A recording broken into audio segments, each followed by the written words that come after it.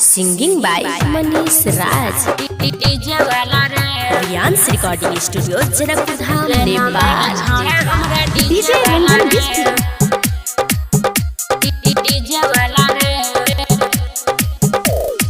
Video बनत तोहर camera वाला गे। अच्छा वीडियो बनत तोहर कैमरा वाला गे। तो लाइन मार छोड़ा हमरा डीजे वाला रे, लाइन मार छोड़ा हमरा डीजे वाला रे। वीडियो बनत तोहर कैमरा वाला गे। वीडियो बनत तोहर कैमरा वाला गे। तो लाइन मार छोड़ा हमरा डीजे वाला रे, लाइन मार छोड़ा हमरा डीजे वाला रे। परेशान कर देने रियांस रिकॉर्डिंग स्टूडियो जनकपुर धाम नेपाल।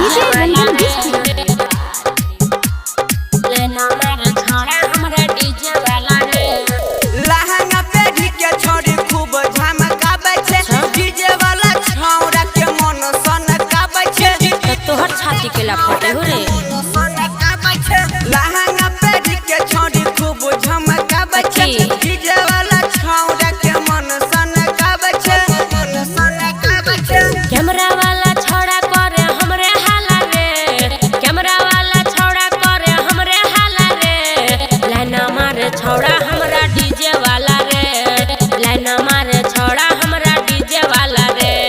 बुझली ही कि नहीं? रियांस recording studio Janakpur Dham Nepal. Line मार छोड़ा हमरा डीजे वाला रे।